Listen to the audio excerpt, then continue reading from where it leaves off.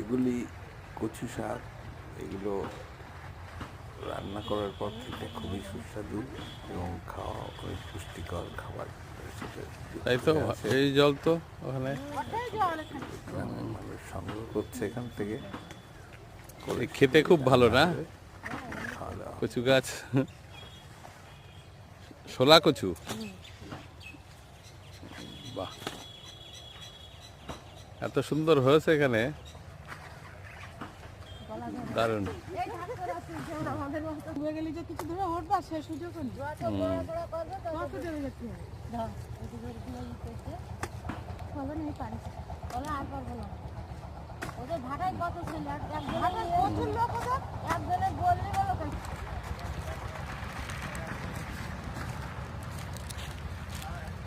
তাও হয়েছে, অনেকটাই হয়েছে, ভালোই হবে বেশ রান্না।